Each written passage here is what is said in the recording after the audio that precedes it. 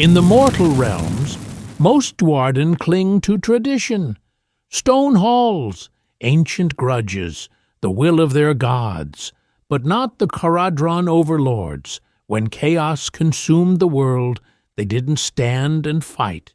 They didn't pray. They left. Abandoning their mountain holds in the realm of Shamon, they rose into the skies, building a new empire among the clouds, an empire powered by science, driven by profit, and ruled not by kings, but by contracts.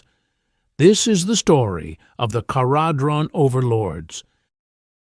During the Age of Chaos, the Dwarden faced near extinction. Their mountain strongholds fell, their gods did not answer, and survival seemed impossible.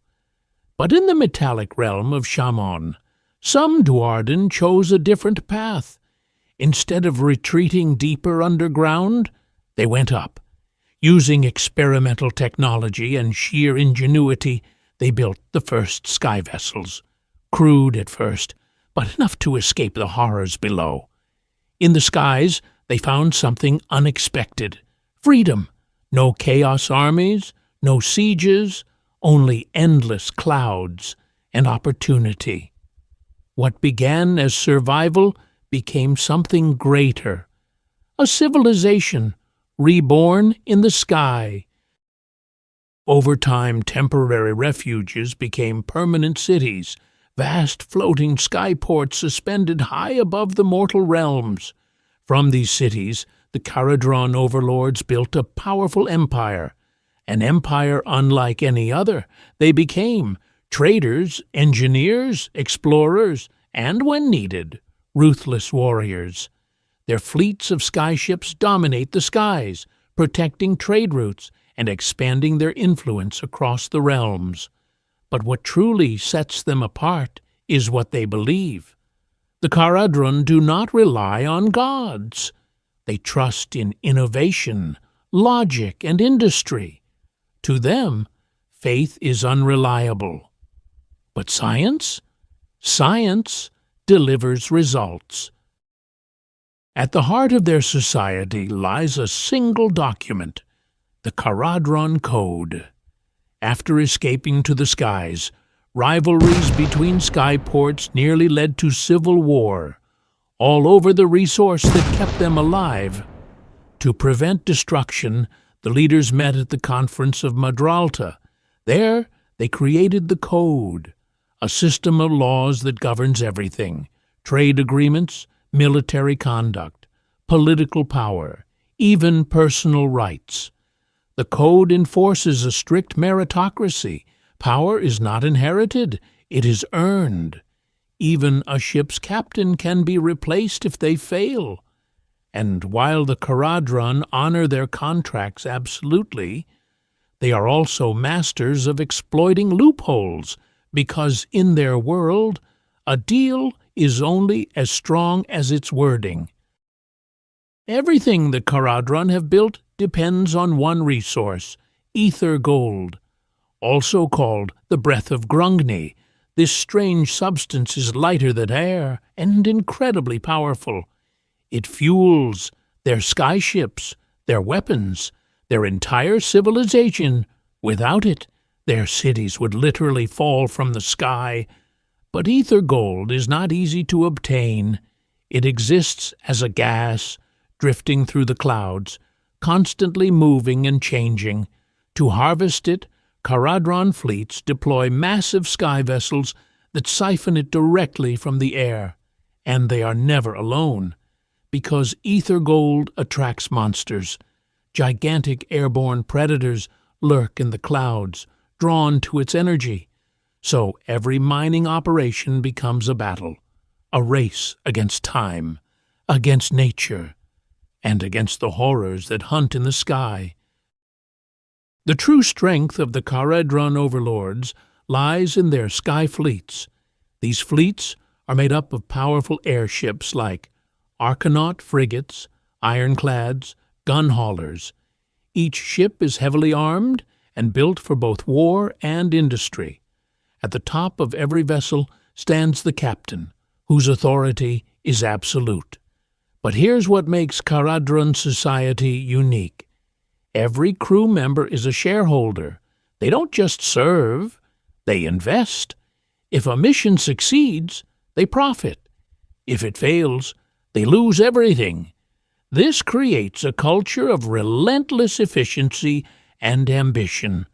And if a captain fails, the crew can legally replace them, not through rebellion, but through the code, because in the sky fleets, results are everything. The Kharadron Overlords excel at both trade and war.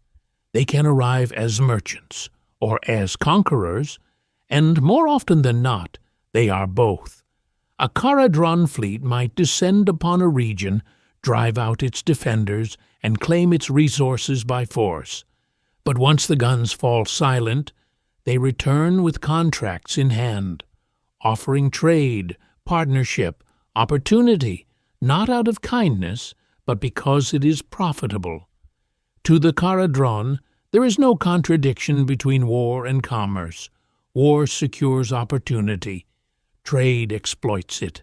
Every alliance, every deal, every battle fought in the skies is carefully calculated.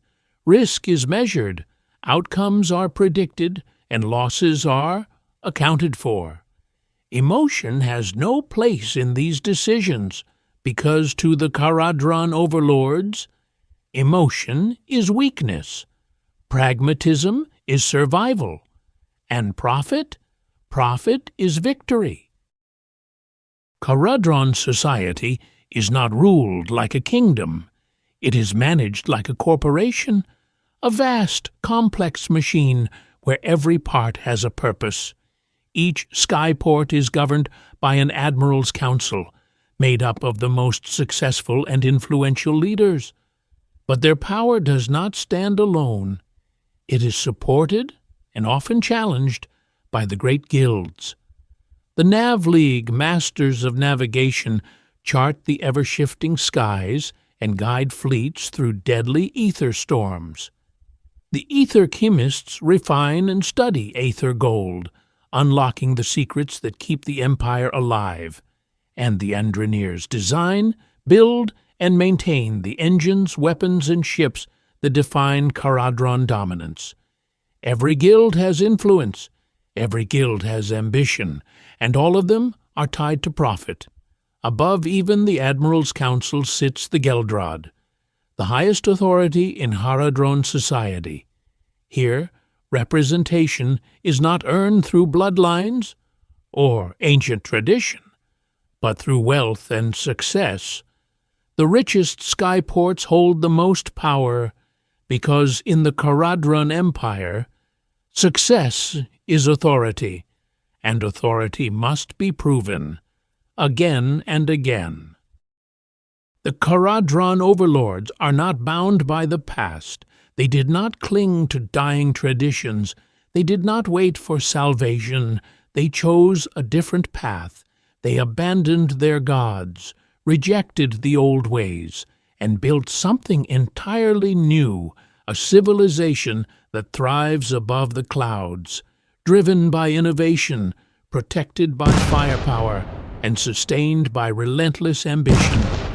In the end, the Kharadron Overlords are defined by a single, unbreakable truth. Everything has a price, and everything can be bought. If you enjoyed this deep dive into the Kharadron Overlords, make sure to like the video and subscribe for more Warhammer lore. And let me know in the comments, which faction should we explore next? Because in the mortal realms, there's always more to discover.